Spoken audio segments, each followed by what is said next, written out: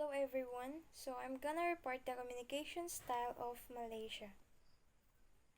Since Malaysia is a multiracial country where everyone speaks different language, sometimes it is inevitable that communication barriers occur, which also leads to reason why body language and hand gesture play important part of interaction among Malaysians. So we have the verbal. Indirect communication.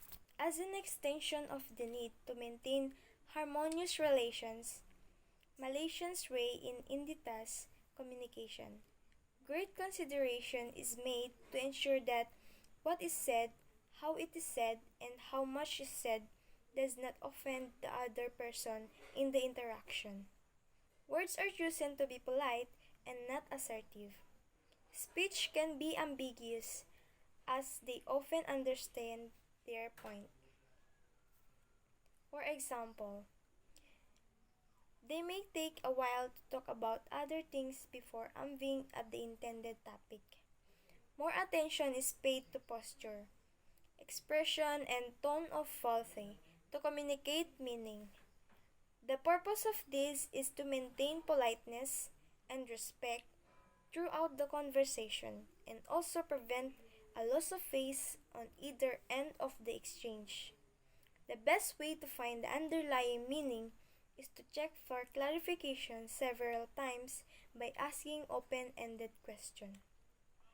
So the end goal of effective communication is understanding. This requires the speaker to convey his or her message with proper verbal and nonverbal communication cues.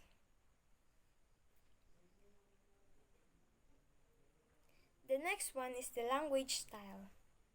The Malay language uses many similes, idioms, proverbs, or peribahasa, short evocative verses or pantun, and poems or syair. Figurative language allows people to express their point indirectly. For example, the criticism may be presented in the example of a poem that reflects a similar scenario. Next is the refusal.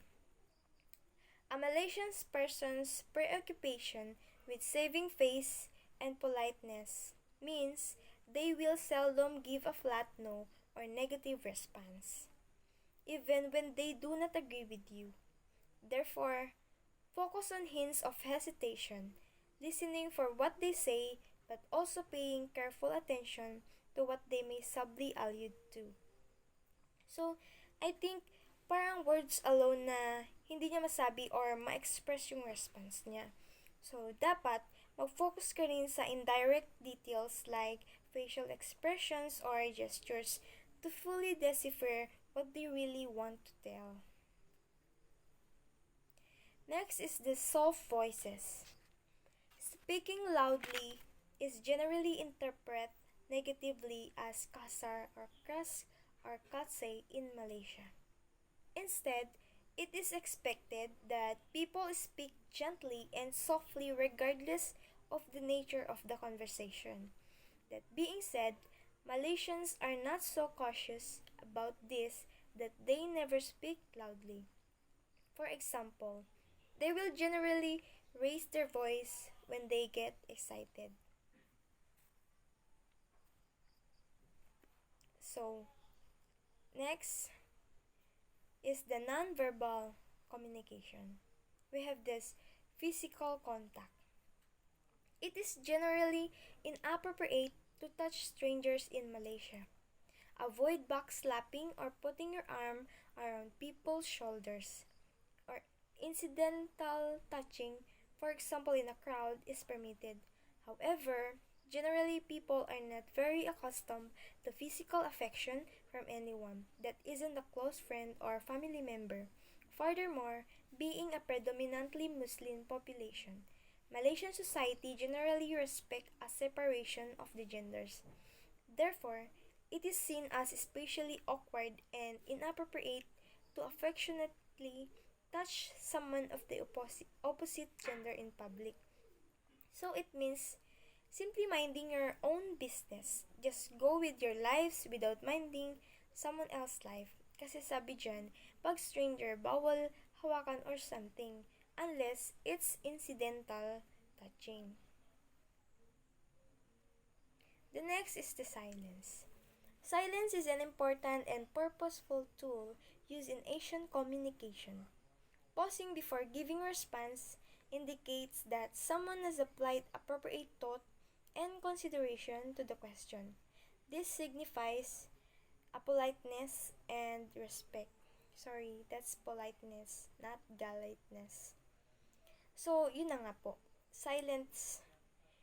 If somebody is talking, if somebody is talking, you must listen. You shouldn't talk.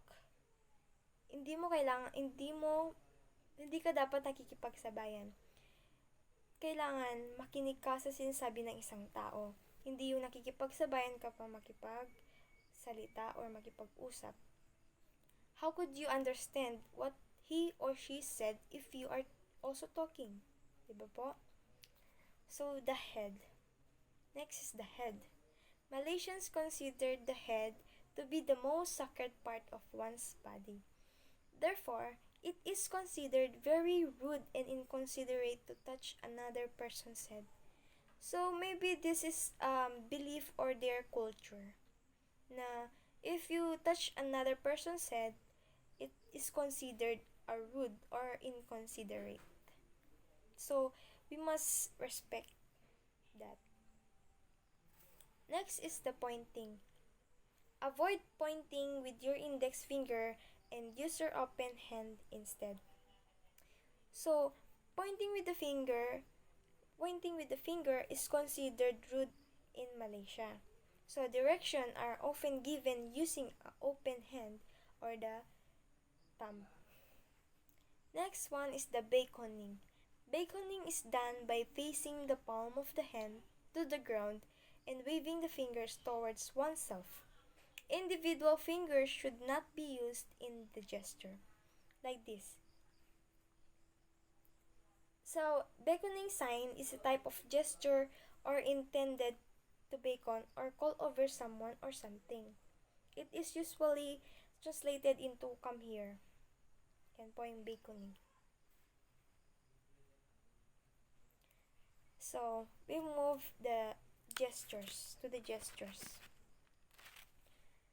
Greetings are very important in Malaysia and taught to indicate the respect you will show an individual from then on. So that's always, yan po yung pinaka-importante naman sa lahat. Being respect. When greeting a group of people, the oldest Parian should be greeted first. That's the always address individuals according to their appropriate titles. For example, Mr., Mrs., or Doctor, unless they specifically ask you speak more casually. If you indicate that you prefer to be addressed on a first name basis, you may find they feel more comfortable to continue to use your title and last name. The common Malay verbal greeting is salaam. Salaam is a common greeting in many Arabic-speaking and Muslim countries. Salaam is a gesture of greeting or respect.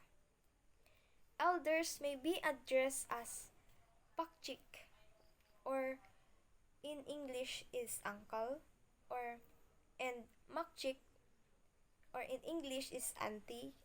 Out of respect, you may similarly be referred to in this way by people younger than yourself. The common greeting across all think it is a handshake. However, physical contact between men and women is not permitted in all circumstances of greeting a Malaysian woman, and just wait to see if she extend her hand first before offering to shake. People may put one hand over their chest and give a slight nod, like this, nod, to greet those they perceive are unaccustomed to being touched. Ganun. Nod. Muslim Malays may greet people of the same gender by using both hands to grasp the other person. So, ganun.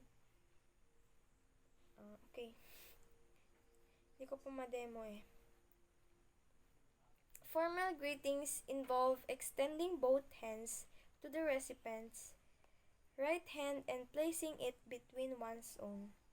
The individual then makes a small bow and place their own right hand on their heart, like this.